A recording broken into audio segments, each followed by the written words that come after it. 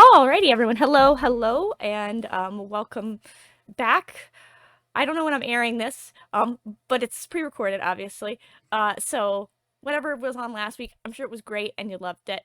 But thanks for tuning in again to this week for the Designer's Den. I have a very special guest today.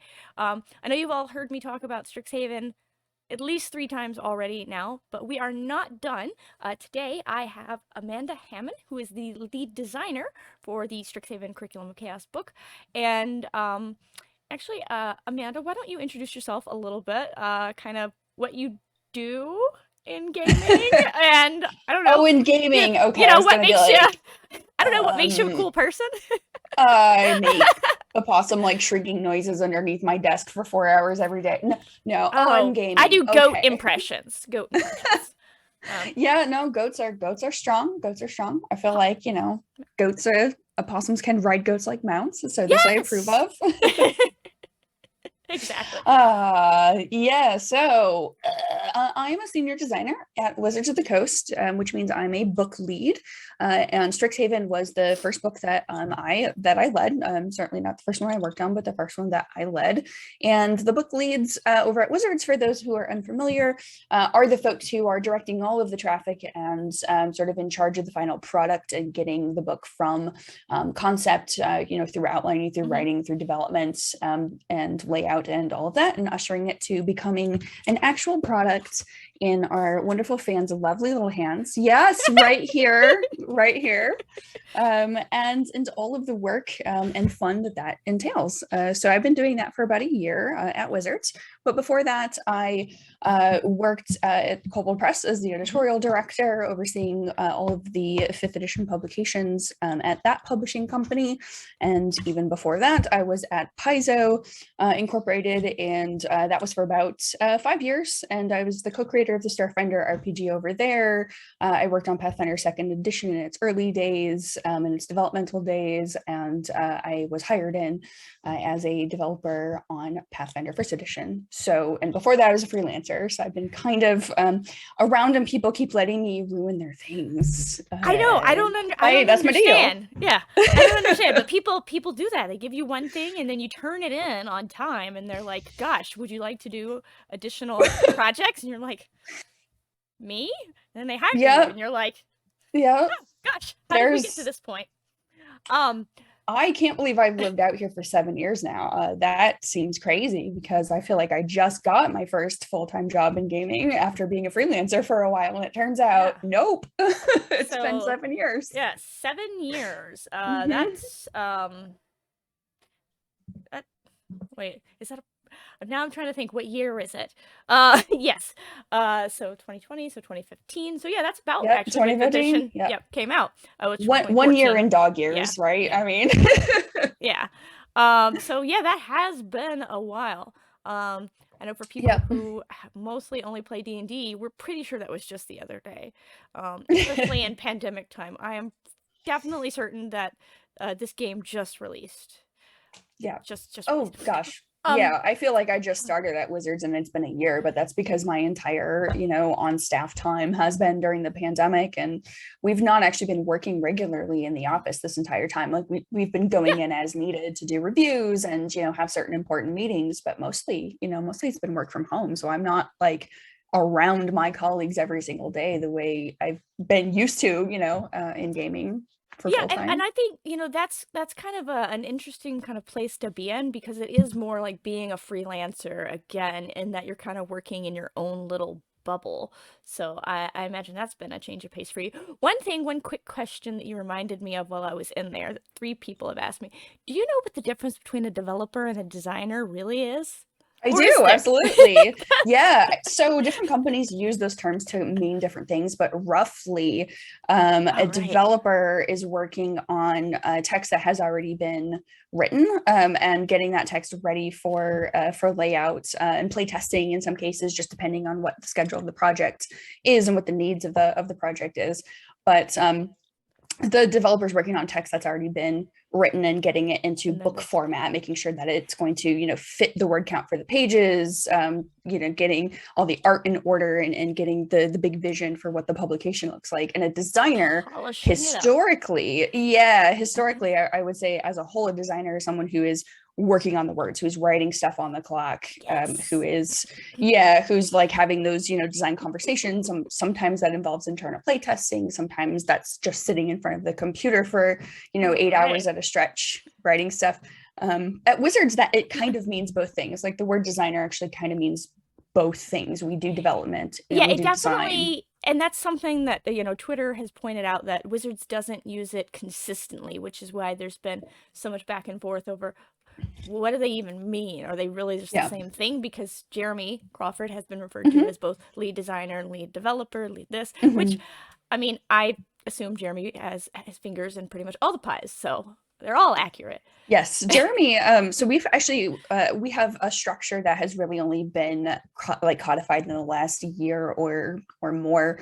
And so Jeremy's title is principal game designer, and Yes. he is on the rules side of things. He's overseeing all of the rules design, all of the play testing results. He's making the decisions. There were decisions made about the rules in Strixhaven that Jeremy Yes. had the final call on.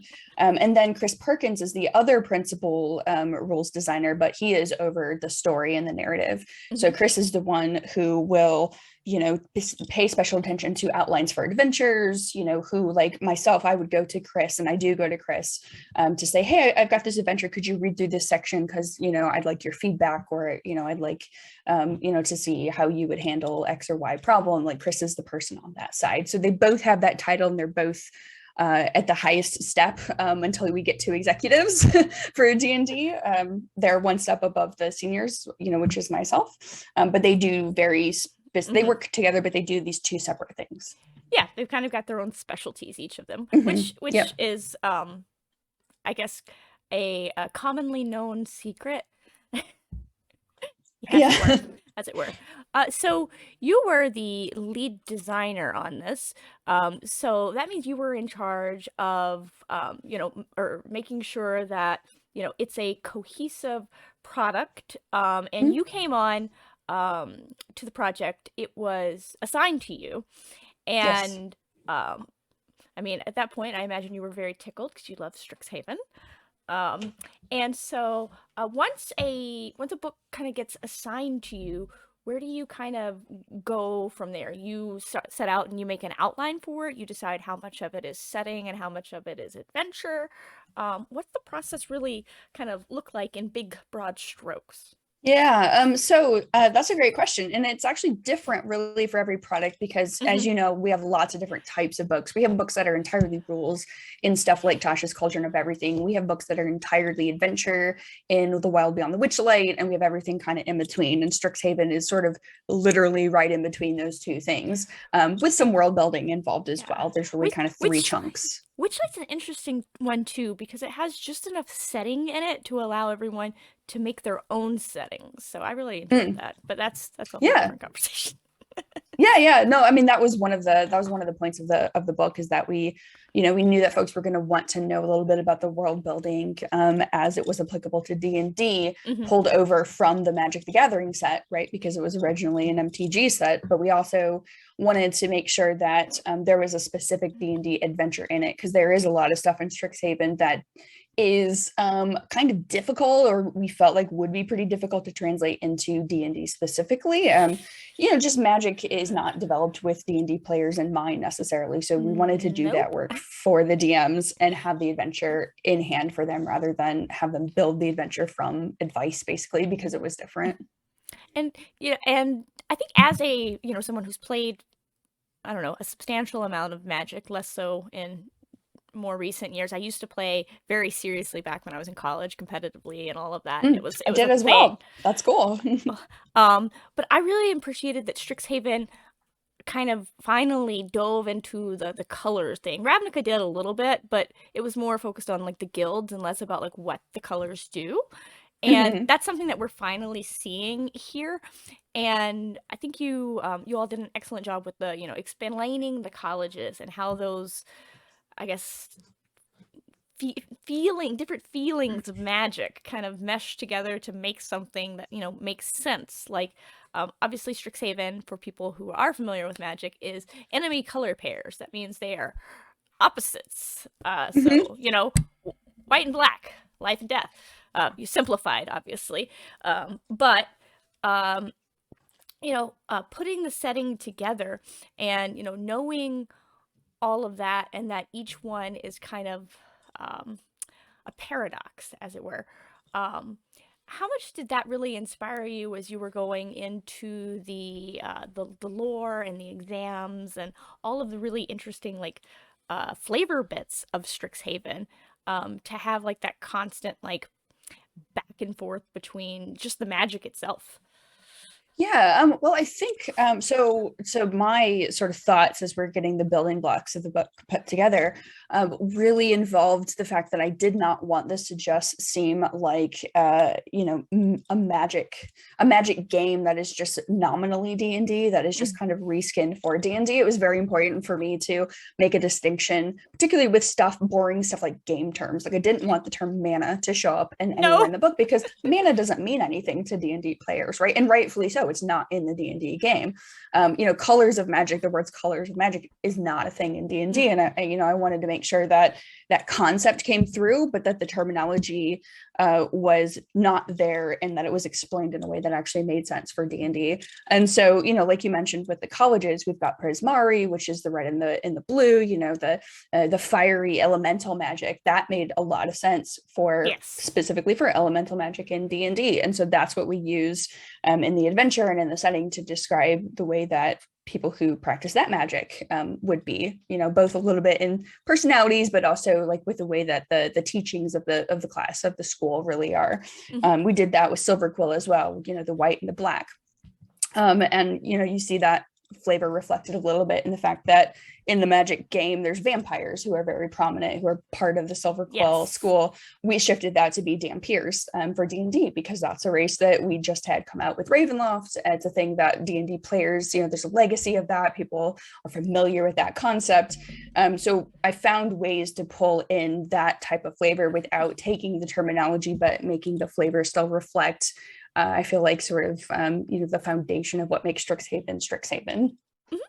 And you did an amazing job with that, because it Thank kind of you. it really shines through, like that, like I said, that constant like back and forth fighting in between of it all, especially like as you get into the NPCs themselves, which I've already talked a bit about the NPCs with Alexander. So if everybody wants to hear about those in depth and his love of really weird names, please refer back to that.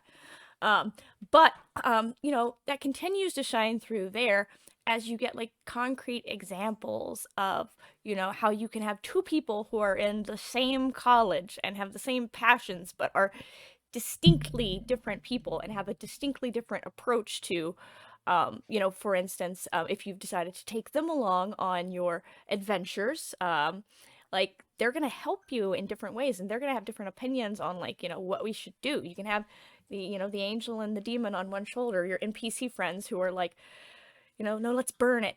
I really don't think we should burn it. We should be, the voice of rationality. Maybe we just, drown them. Um, Well, you know. yeah, it's really about kind of thinking about what is the college, which is a pretty distinctive, very nailed down, codified expression of a color of magic in the way that we've put it Mhm. into D&D. We're really thinking about them as individuals of like, well, how would they approach the teachings of this school? And some of them are going to gravitate more toward the white mana. They're going to be more One of goodly, they're going to be more lawful, and then some of them are going to be convening with the ancestors to get the knowledge of what went wrong before, so we don't follow in their yeah. Oh, that's footsteps, versus Lorehold. Yeah, convening, yeah, absolutely. convening with Hmm. the ancestors to get the knowledge of how did you do that thing so we can do it again. Yes, yeah, Yeah. totally. So you can have very good. We have, literally lawful good NPCs right alongside neutral NPCs who, might lean a touch toward the evil side because it makes sense for them within that college. There's a very wide spectrum of possibilities for the way those NPCs could be. Yeah. So it there are all of the, the interesting colleges and everything are set up really well, kind of really draw you into the world. And then there is the college itself, which isn't, um, obviously it's talked about in the magic lore. If you read all of the cards, everything on them, you can find a little bit about it, but it isn't as built out, obviously, as it is in this book. So what was the inspiration behind like some of the key places that ended up on campus, like Mm, the coffee house, for example, where you can be a magical yeah. barista? Yeah. No, that's a great question. So there was kind of a two-step process, and lots of little, steps within each of those steps. But the first one was really sitting down and looking at the world guide. There's a very expansive world guide that the Magic team put together for this setting, and pulling out what are the iconic locations that they have ordered a bunch of art for, that they've got cards, in some cases multiple cards to represent, like Fire Jolt Cafe, you mentioned being one of them. But the Biblioplex is really important as Oh well. yeah, love the Yeah. Biblioplex, easily my hmm favorite. I think we're going to have an episode of Lore You Should Know about that coming out soon. Yeah. So if it's not already out. So yeah, but in other places on Central Campus that are very important, sort of crossroads for the different students and plot lines, Bozen Tavern being one of those. So we looked at that world guide and we're like, okay, we're going to make sure that what people would expect to see in this book shows up in this book. So those locations, but fleshing them out from an even an even more granular perspective, making sure that there are maps, D&D facing maps for those locations. In the book, we've mapped out the Biblioplex and the tavern and the cafe, lots of other places that have shown up in the cards. Kola Mahal, I think, shows up in the cards. That's one that has a full multi-level map because it's very important to the third adventure. So I took, that was step one. It was looking at which of those locations were in the world guide and in the cards, and should show up in this book Hmm. because people will expect it. And then step two was actually looking at the adventure and what the adventure needed, and saying, okay, well, I need locations that are like this. I need a location that's an administrative building. I need a location that's sort of a faculty, dinner party building, and inventing a number of locations that specifically served purposes Purpose. for the adventure was the second step. And that's how we end up with all of the maps that you see. There's about 20-ish maps ranging from quarter page to half page to full page, and I drew all of those except a couple. So yeah, I was doing nothing but maps for a couple of weeks just to make sure that Yeah, we had everything we needed for players who wanted to be in these locations and were playing this adventure. and there are a bunch of maps. If you've got, I've torn it out of this one and apparently managed to put it back into my other copy. Oh, is that the poster map? Yeah. Oh I yes, that was Francesca Berald, who actually worked off of a version on of Magic Map Yeah, that the and then Magic team had created. on the back side of it, it had some of the location maps as Yep, well. yeah, And yep. Encounter maps for yep, D&D because encounters happen on there. having them there, being able to see them, it definitely gives it more of, like you said, that traditional D&D feel where you're like, okay, we've got these places, they're interesting, they're magical and everything, but they still exist in 5 foot squares. It's cool. Everything's fine. Oh, yeah, We can relate. you Um, will notice that this is just a pet peeve of me as a designer. You'll notice that every single map that is a battle map where there's an encounter that happens, every single one of them is 1 square equals 5 feet, so that the DMs don't have to redraw them. And then the other maps that have got 1 inch equals a certain number of feet, those are more location maps, like the Biblioplex, yes. just to show what that looks Just to like. give you a general overarching Mhm. idea of this is how Yeah, much space it takes up. Yeah, encounter maps definitely. And gosh, otherwise all your VTT DMs are gonna be like, why do you hate that's me? absolutely part of it. Storm King's Thunder map makers. Yeah, I mean, that's something I picked up a long time ago as a designer and also as a GM, is that it's just so time consuming, and sometimes like you're very prone to mistakes when you're trying to translate a 1 square equals 10 feet or 15-foot map to a 5 foot square battle map. So it's like, if early on in the generation process, if you can just start with 1 equals 5 foot, it's so much easier on everyone. So that's Yeah, always, like, I always do that.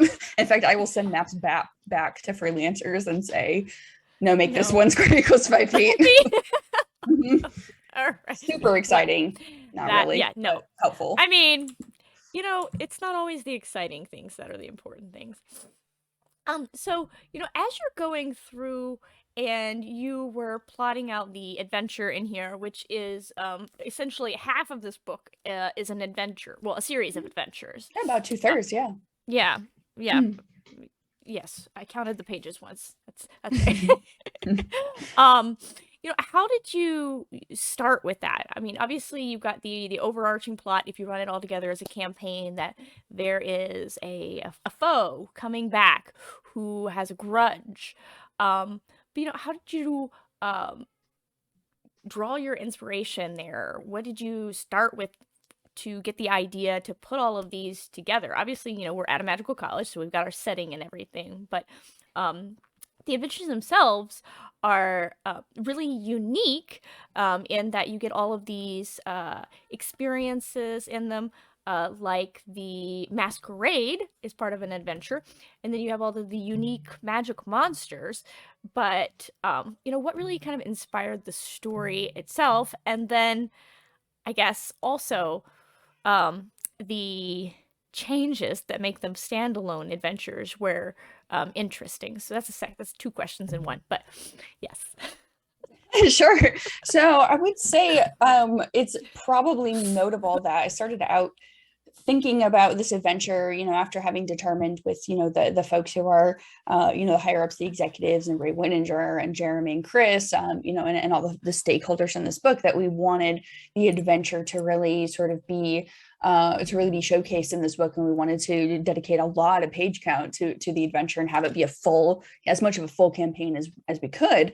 I think one of the sort of driving goals that I had was the fact that I wanted this adventure to be very different. I wanted it to really take advantage of and showcase the fact that this is not a traditional D&D adventure. We've published lots and No. lots of very traditional dungeon crawls, right? That they're all about killing monsters and taking their stuff, and that's what D&D really is at its core. For a lot of folks, but it was important for me that that's not all that it is, right? For Right. for all of us who have been playing D&D, you included, I'm sure we've all played games that are off of that beaten path. We've all done weird stuff in D&D. We've all tried to seduce the villain. We've all tried to, have the No, monsters kiss we each never other. do. We've all done that. Many of us have played at tables in which, non-traditional things happen. And that's an important part of D&D as well. And I felt like if we were going to do an official book that was going to be non-standard, that was going to be, offering options mechanically, like really codifying those types of non-standard things, it was going to be this book, because it takes place on a magical school. It's very young And if adult things can't get weird at focused. university, like where else can they get weird? Yeah, it's about attending a school, and it's about, coming of age. In some cases, it's about learning, who you are as an adult, as an adventurer, as a hero. And there were all of these opportunities that were very natural to this book that would have been more difficult to fit into some other of the more traditional hardcovers that we've done, the adventures that we've done. And so that was really kind of my starting point, where it's like, okay, we can have things like a focus on the social aspect because it's a Yes. university. We can have relationships. We can, offer, we can make the official rules really lean into that style of play. And of course, if you've read the book and you've seen that all that stuff is completely optional, the jobs, the extracurriculars, and the relationships, but it really gives the book, the most authentic feel to what we Really were makes it going more for. immersive. Yeah, if you just Yeah. buy into the whole concept of like we're in here, we're doing the thing, we're getting the experience, the whole, university thing, and we're all, Yeah. wide-eyed, slightly naive students, because that's what we Yeah. are at that age. Yes. And Yeah. some of us just happen to have powerful magic, which is obviously going to make things so much better. Yeah. The It the was a really hijinks. interesting question where, thinking about, thinking about that theme, right? The coming of age kind of John Hughes films, some of the young adult literature that's out there, that really tells those stories of what it's like to, go through a school and, come into your own. What does that look like in D&D, and what does that look like in a very specific D&D magic focused environment in which everybody has got some kind of interest and background in, if not specific casting ability when it comes to magic. So I felt like it was a very unique storytelling opportunity for us, and having that fun, like really leaning into that spirit of youth, that playfulness was something that I was hoping that this book would be able to accomplish. And I know you've mentioned before in other interviews that you definitely drew a lot of inspiration from like popular culture stuff, Mhm. like Sabrina and uh, Riverdale. All of a sudden, all I can think of is Sabrina spinoffs. Um, I think I know which interview you're referencing, and Pitch Perfect I mentioned in that one oh as yes, well. definitely gotta have Pitch Perfect for the Yeah. drama club here. And Hmm. if if we don't have kids who are in the Smari doing the arts and everything and being big, bold, and over the top and singing in character, then like what are we even doing here? Yeah, exactly, and kind of that 90s teenage rom-com feel, in which a lot of them are actually based on very very iconic, very evergreen types of stories. 10 Things I Hate About You was probably something I mentioned at Oh some point, which yes, is a very fun sort of a genre film that is of the time period, but is based on The Taming of the Shrew, which is Shakespeare play, which right? yeah. So so that really interests me in trying to do that in D&D, and having something that is on its surface very fun, very different, very much like candy, right, for the D&D table, Mhm. but really based in classic D&D. It is still, you are still playing D&D. There are still dungeon crawls that you'll see when you look a little bit deeper into the surface. But they just look a little different because they're buildings on campus, or they're swamps in which there are labs that take place, on the Witherbloom facilities. Yeah, you So got the those kind of things. and we've got the bogs and the detention bogs. Everyone's like, we have to serve detention in the bogs. Not necessarily, but if you keep up with that attitude, Yeah, and that's it's interesting you mentioned that. It was another thing, is that there's a lot of those locations that were mentioned in the world guide. There was a really fun sort of thought of like, okay, well, how would those show up if people are expecting to see them, and what sort of scenarios would you need to go there as a student, rather than just offering it as a static building of like, oh, look, over there is Strixhaven Stadium. Why don't we actually have part of the adventure take place in in Strixhaven this Stadium, in the which we stadium. did. And yeah, you Yeah. got to create like a fun mini game inside of the game with Yep. Mage Mage Tower, Tower. which Yep. has, actual mechanics for that. And on the mechanics for that, you worked with Jeremy, yes? I did, yeah, yeah. We put together. There's actually a number of little mini games in the Yes, book. there Mage are. Tower, yeah. Mage Tower being very prominent because the entire sophomore year adventure it does revolve around a very important intramural game that happens once every 3 years, and you are the big kids on campus who are asked to take part. Your friends ask you to form a team to represent them. That's a really important one from a plot perspective. So yeah, wrote the rules, had some consultations with Jeremy, and they turned out in the way that they did. I don't know how much you want in the weeds you want to get, but it's a skill based It's game. system Hmm. that takes into account expending spell slots and things for doing extra cool stuff. Yeah, it I really like that we've utilized not only like your traditional skills, like the commonly recommended ones, but gone out of the way to reference that you can use, which is totally in the DMG. Everyone who says you can't have, an athletics charisma check. You Okay, can. It everybody, does you say, absolutely can. Have yep. you never been persuaded by someone picking something up and being all hunky and burly, and you're like, you know what? Actually, on second Swole. thought, I kind of like him. Yep, Charisma. exactly. Yeah. So like straight out, said that in the book, like encouraged and even put some of them into the book that like, we're here at school, and obviously, part of that thing is learning that like you can use skills. Like, if you can make it make sense, you can use these skills in the real world, and that's really, a key thing you learn at university. Okay, they told you that, there's not going to be any, calculators in your pocket when you grow up. Whatever. They lied. They lied. And you kind of learn all of that as you're getting Mhm. into university and everything. You're like, they told us that you're always going to have to use, dexterity if you want to be sneaky. That's not true at all. You can be absolutely sneaky by being charismatic, like, being right there in plain sight and everything. And I think, the way that's been kind of woven into Strixhaven was very masterfully done to kind of, I guess, get people more into that, because it wasn't really anything in the previous adventures about that. It's all been kind of, we're going to stick to the traditional skills. Yeah, And yeah, and you make. Oh, the sorry. big Go ahead. focus, yeah, the big Mhm. focus on skills here really highlights that, and I love that so much because Oh, thank go you. go wild, whatever.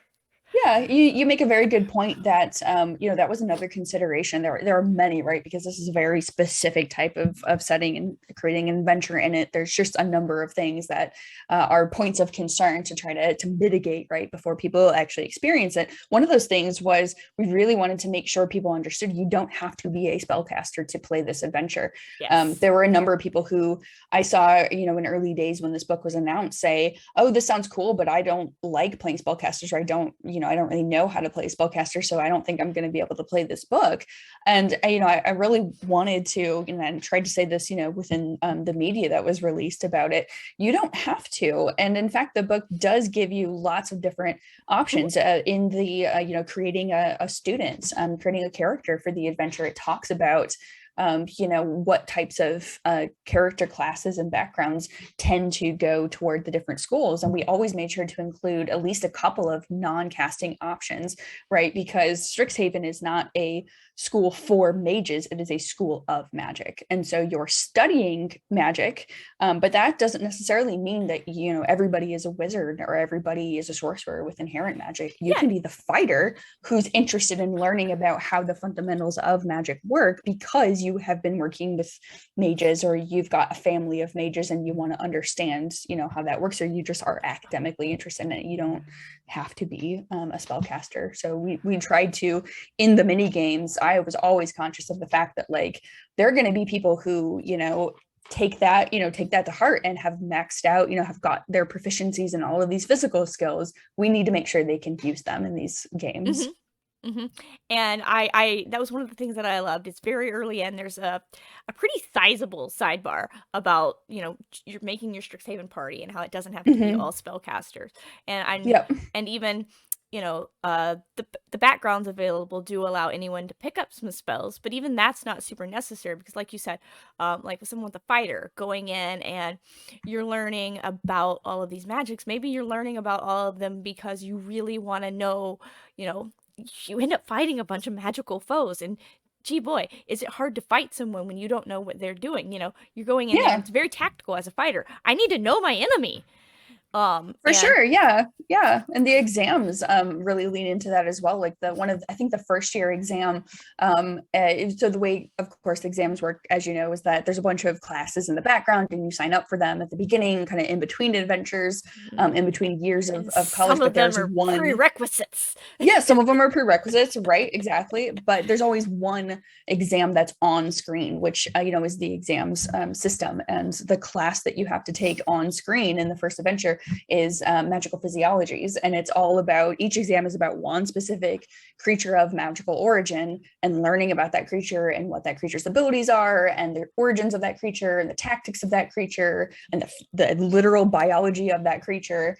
They are creatures in a couple cases that you do encounter in the adventure, and if you did well on your exam, you get little bumps. Yeah. So that was, yeah, we really wanted folks to have that, like, oh, well, I'm here to learn about magical stuff, and I just learned everything about Slotty, and oh, good lord, now there's a Slotty loose on campus, and I actually know Oh, what to good do news. I know because I their strengths studied. and weaknesses. Yeah, I've Exactly, read yeah. my book. Good gosh, Or, everybody. oh god, yes, I should have studied. We're all gonna die. Which should Oh, probably be my character. oh God. pulled an all-nighter, but then I fell asleep. And when you sleep, you just forget it all. I skipped Oh, studying to go, do karaoke, or go to the Bozine Tavern and have an arm wrestling contest with Java Stout Claw. Like yeah. I figured it the would poor be choices you fine. make. Figured it'd be fine. I've fought an owlbear before. I knew everything about them. I'm gonna pass this test easy peasy. They're You know? owls and bears. How hard could it be? Yeah, right. Hmm. And then somebody's like, "Well, how many stomachs does it have?" And you're like, "Oh, shit. I didn't take it apart. I don't know." I skipped dissection day. Oops. Yeah. So I'm kind of bringing all that in and wrapping it in. Really, like again, like I said, makes it this immersive thing where your rangers, your fighters, your paladins, even everyone is welcome and has an equal opportunity to shine during these adventures. The focus isn't all on like dueling with magic, although you can absolutely There do is dueling actually a with duel. magic. I know. I Yep, love that there's dueling club, there's mascot stacking, there's party planning. Um I don't think that's actually a mini game for most people, but in my eyes, that was definitely a mini game. We're party planning, and it's a big thing. Okay, it's a Yeah, very there's important there's step. committees, party planning committees that are extracurriculars you can join in the third year when you have to put on the masquerade. Kind of like prom, right? There's a prom committee, and Yeah, kids and put all nobody that stuff on. nobody wants to be on prom committee though. You just want to be at But there's prom. always that one person, right, who's like the Karen of the group who really wants to like have everything be perfect and great, and they're just like way too overbearing and controlling. And if you want to play that character, or if that character annoys you and they're an NPC doing it, that might be a fun thing to play with. Gonna join the prom committee, so everything's not pink. Yeah, I have a pathological hatred of bright pink, and nothing is going to be pink at the masquerade. So help me God. Oh my god. Yeah. And so that makes it like I said, very interesting everything. And the adventures themselves all tie together into a cohesive thing. Yes. Obviously, you've played some games, you've run some games, though you have the knowledge that people don't always stay together long enough to play a campaign. Yes. So specific care was taken to make sure that each one also had an option to make it stand alone. So while you were doing the, I guess the adventure designing, were you more planning it like overall as one campaign and the modifications were kind of an afterthought, or did you start with that kind of upfront in mind? Like, how can I take these small pieces and make it into a cohesive campaign?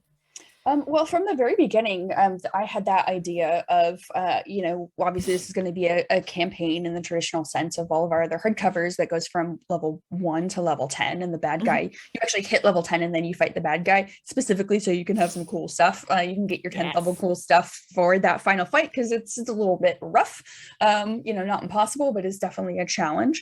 But I also was very much, aware of the fact that this is a non-traditional type of play style. The things that are emphasized here are not going to be what a lot of folks are necessarily used to in D&D. It's a very specific theme, and like you mentioned, there's also the fact that groups don't necessarily stay together to go all the way from level 1 to level 10. That's pretty rare, right, if we're being It's honest. very hard to do scheduling. Yeah, exactly, because it turns out people are adults and have lives, and things Yeah, fall no, apart. yeah, no. So It's literally why more people are embracing polyamory to get a D&D group. Um, I get that. So yeah, I always had that in mind of like, what, I want to give options to what I think will probably be the sizable number of folks who are really interested in the theme. They want to do something different, but maybe they don't want to commit to the entire campaign, or maybe they want to, slot something in between mhm. something, a game that they've already got going that is, something that they are wanting to play on a long-term basis. And I think a lot of that is kind of my Paizo DNA coming out and manifesting itself in D&D, because usability, just from a developer and designer Mhm. perspective, from a business perspective, was always something that was very important, to make the book as usable and applicable and interesting to the widest audience And possible, replayable, yeah. and replayable. Yeah, for sure. So I really thought that when it would be great, it's going to be great to have the level 1 through level 10 campaign with the overarching meta plot. There's the villain that you've mentioned a couple of times who is lurking throughout the shadows and becomes more and more prominent, primarily within the third and especially the fourth adventure, as it becomes very clear what he's doing. So that's great. And I'm really happy and hope that folks do play that campaign from start to finish. But also allowing the option of each adventure is a potential standalone. So you could play the first year just on its own. You could play and see how you like that theme, or you can hop over and play the second or the third or the fourth year as a convention game if you want to pare down some of the encounters, or you can slot that into other games that you've got going on and just visit Strixhaven with those characters from time to time, and have that all make sense and have that be something that was not a lot of work for the DM who has got the book and wants to run it with as many people as possible. I think paring it down and making them into convention digestible chunks is kind of an interesting concept for a story like this specifically, because there is so much focus on roleplay, and when you're focusing on roleplay, anybody who's run more than 2 or 3 convention games knows your runtime suddenly becomes It's completely somewhere unpredictable. between 20 minutes and 20 hours. Yeah, Is it's how long very this is going to unpredictable. take. That sounds fun. No, I mean that's kind of what I had in mind. That's sort of like the fun pick up. Let's do some goofy stuff. Those types of games, I think, are this book's bread and butter. I think it's great for streaming as well, right? Like I hope that people have fun streaming and playing the different NPCs and the different events that happen. And I've seen, like, I didn't necessarily anticipate that this would be a huge thing, but I have seen a few folks talk about how they're just taking some of the specific events, like not even the whole adventures, but they're taking events that the masquerade. We're just gonna yep stream some Mage Tower. We're just gonna yep exactly. That's like that's neat. I didn't necessarily anticipate that, but that's cool that they can just pick it up and put it as like a couple hours, and then that's the game. Yeah, and I think that's another thing about it is in having it be such a modular kind of thing where you've got the games within the games, and you don't even have to do anything in the book. You could just take the NPCs, the relationship system, and literally just make your own thing. It's set up in such a way that it makes it very easy to do that, and there've been so many people with like popular I don't know, we're Monster High School or whatever streams that people were really gung ho, and I'm super excited to see more of them. Even though I'm really bad about watching the streams, I'll start and I'm like, this is great, and then I'll just be like, I've lost it. I can't. It's one of those things where if you're not like watching it, like I can't not having it in the audiobooks, background. Yeah, it's hard to keep track of what's going on. I totally get that. Audiobooks and podcasts, and it's just a struggle. I can't even listen to my own sometimes. I'm like, yeah, that's talking. That's the thing. Sure are words coming out of that person who is me. Who is me? What did I say? Gosh. But yes, I am super excited. I'm going to be playing in a game of this starting soon. I have no idea if Cam has plans to stream that. I should probably ask. That's probably a good question. So Cam, if you're watching this, let me know if I've forgotten to ask you. But yeah, no, I'm excited to see what everyone else does with it. We are, yeah, definitely looking forward to it. And so, now that you've got this has been your first book as a lead designer. Obviously, the actual work on this wrapped a while back. Yep, over the summer we shipped it off. Yeah. Late summer to the printer. Product life cycles work. You've got more projects that you can't talk about going on. Would you say there's any things that you've kind of taken from this experience that you definitely want to put into future stuff that you work on? Oh, that's a good question. I have those sometimes. Yeah, I would say a lot of it is really just kind of getting acclimated to the the whole like cycle of the way production works, right? And sort of getting handle on what like playtesting, for example, looks like, and what which obviously, you know, I've participated and had material playtests before, but there's a whole different very codified process, and there's lots of different tiers of playtesting. So we Yes. can do, you know, Unearthed Arcana, which, you know, is a full public worldwide playtest with, you know, anybody who wants to participate, but you could kind of pare it down from there. And there's a, you know, there's a group of internal folks who are NDA'd, then there's actual, and when I say internal, I mean like folks who don't work at Wizards but who have signed non-disclosure agreements, and they run things with their groups at home, and then they give us their feedback. And then we've got actual internal playtesters where there are Wizards employees who are not on the design team who playtest stuff and then give feedback, and then we go down even to people on the D&D team who are playing things, and, you know, we're giving feedback, but at that point it's a group of like 4 people, and we're just like, yep, we TPK, maybe don't make that monster so terrifying. Yeah.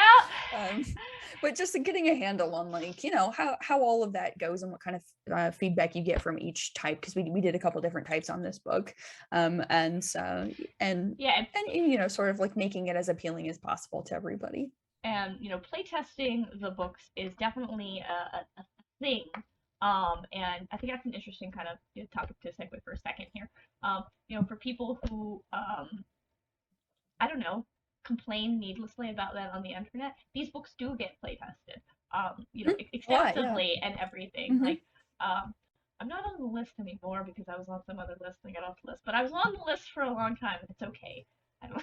I have so much going on about it. But you know, they go out. You know, sometimes, you know, DM will run it for one group, two group, whatever, run as much as you can.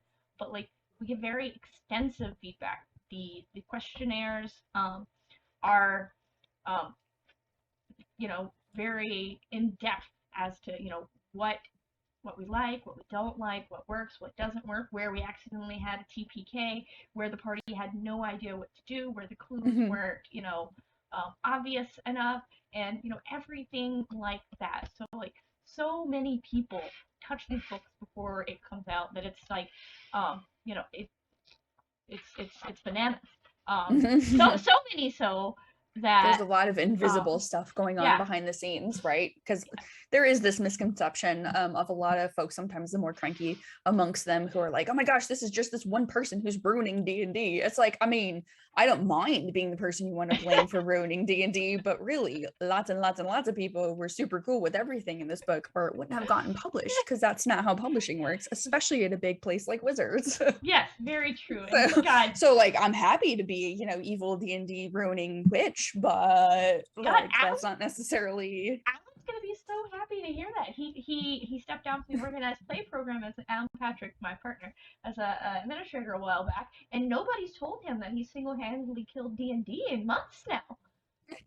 You start to miss it after a while. You're like, oh, nobody's calling me like terrible names. Nobody is like, you know, putting all these weird motivations behind this book that they apparently didn't like. I haven't ruined anyone's life personally in quite some time. How dare I? I'm itching. I'm itching to ruin some stuff. Yeah, and there is, and you know, like, you know, comments, feedback, suggestions, all of that is like super helpful. And, you know, where I was going with that is, like, all of those people who played are not the ones filling out the survey. So honestly, like, people, if you have problems, fill out the fuck survey. It's long. I'm sorry. Exactly. You know, and I completely recognize and have from the very beginning that this book is not going to be for everybody, right? There's some people who very much don't want this stuff in their D&D, and that's 100% fine. Every other book we've published has been for them, for the most part, geared toward them. So I'm happy to put out something appealing to people who didn't necessarily think D&D was for them, and have it be accessible to, you know, the new, more diverse audience who don't that is like fighty. The crunchy math combat optimization stuff, and who really just want to do, like you said, not necessarily a lovey-dovey, although that's an option. You can love on however many NPCs you want. You know, campaign where we're just hanging out with friends and doing what seems cool and fun. Like, yeah, I think it's great that this is an option now and that it's out there, and that several of the last releases have gotten away from that traditional, like, all right, we've got a fetch quest to go get the MacGuffin from the dungeon of this person who is evil. Why are they evil? They are, don't question it. There's no time for questions, okay? To get that item, and when you get there, you may perish. You'll be in mortal peril the entire time. Why? You just will, okay? And everything is going to be 5 foot wide spiral staircases. Well, then how did they build the place? Don't ask questions. Didn't we cover that? And that we've gotten away from that. We're like, that doesn't make any sense necessarily. Like, yeah, how did you get that 8,000 pound, magical contraption down here? I had a magical lift. Magic. I had a magical elevator. How do you think I got it down here? Carried Look, it. just forget about it, Jenny. It's Chinatown. It's pretty much what you have to do as the DM is like, come on, just go with it, right? It's magic. Well, how did this room get filled completely full of dwarven spirits without anybody noticing it? Wouldn't it smell like alcohol? No, we all have COVID. Nobody smells anything. Okay? No. You can't, yeah. Veering away from that and offering, these other options. I think that's something that, oh, hi, Cat. kitty. Cat. Cat. Cat. Excuse me while No, you're good. The the dog, cat walks in front of the screen. the dogs have fortunately been sleeping. But, getting away from that, offering something different in Witchlight, in the stuff that's upcoming that everyone should be super excited about just because we promise you it's going to be really fun, okay? Um, and, yeah, having something for the more modern audience. And people say, that's ruining D&D. Well, okay, go play D&D how you want, whatever, who cares? So, I'm excited to have more of this stuff, to see, more stuff turned out from the rest of the team, see what projects you're leading next, and all of that. We are getting near the end of our time. Before we go, though, you've had an illustrious career in the hobby now, as you said. Do you have any advice that you would recommend to someone, wanting to follow somewhat in your footsteps? Obviously, the industry's changed since you started, so Yeah. it's not exactly a one-for-one comparison. But you've got many people out there. They look up to you. You're a woman in a high-ranking position at the world's greatest role-playing game. Oh so. no. Now I feel nervous. Why? Some people do say that, yes. It's true. So yeah, so you're a role model. So any words of sage wisdom you have for someone? Oh my goodness. Well, like you mentioned, the industry has changed in the fairly short time, even that that I've been around. It used to be that getting into the writing and designing side was very much an editorial focused, make contacts at conventions with other designers and like learn about the company's publishing conventions. And get as much freelance work under your belt as you can until you can apply for a full-time job. That is still 100% viable, by the way. Like I glossed over what could be an entire topic on its own. Oh yeah. But it really, like those folks who are approaching it in that way, and getting their stuff out there via third-party publishers or DMs Guild, that's still completely viable. It's still a great way to get experience in publishing experience. But there's also other avenues too, which I feel like are important to mention in answer to this question. Folks who are online and are interacting with the fan base and creating content that the fan base is engaging with. Like that's a way to get the attention of folks like myself and other folks on the D&D staff. There's lots of different ways that you can really kind of break into the professional side of things. A lot of it really does boil down to sort of the same advice that I would have given somebody 5-6 years ago, right? Which is be professional, have a clear idea of what you want to do, but don't rule out any options. That would be my advice. Like I actually had a point of wanting to get into freelance, thinking like, well, probably the best way for me to do that would be as a freelance editor, because it just didn't even occur to me that I could work on game design. Like there weren't really prominent women. I wasn't meeting people like me at conventions who were working on books. books. And so, that's part of another conversation about representation. Yeah. But, I thought, I can be a freelance editor, and maybe, Mhm. eventually I might end up, getting a full-time job down the line. And, when I say don't rule out options, one of the responses when I was asking for that type of work was, what do you feel like, how do you feel about design? Would you want to do, some design work? And luckily, because I was a journalist and sort of trained to have a snap response, I said, of course, please tell me what's available. Yeah, sure. Even though in the back of my mind, I was thinking, I can't do this. I can't do this. You're like, I've never done that. How do I do it? Yeah. And I think that in itself is important advice. Don't be afraid to step outside of your comfort zone. Learn something learn new. new skills. Learn something new. Do something new. Mhm. And learn many styles, not just the Chicago manual. It'll help you get so far. It's true. Yeah. And, learn, again, still learning those editorial conventions for the companies that you want to publish with, and still meeting people and having contacts and networking is still super, super, super important, right? Like going to conventions, meeting folks, introducing yourself, being very clear that you are a professional, you are interested in writing, and just kind of like getting into those circles, I feel like is a really big first step. That is still viable, and now actually the sphere is much bigger even than it used to be, so you can go to shows and know that there will be folks there, and it's just about beating the streets, trying to look at there's tons of videos online about freelancing 101, where lots of awesome professionals are giving really good granular advice for this topic, but continuing to sort of like put yourself out there and like creating a really good reputation for yourself, and always kind of reaching for that next step is a good way of having everything in place when a job opens that you would like to apply for. They are very, very few and far between, so the most you can do, the more you can do, rather, the better. Yes. So put yourself out there, get some work published, even if you're publishing it yourself, and just, gosh darn it, believe in yourself. Yeah, there's normally I don't say it so nicely. Fuck it, believe in yourself.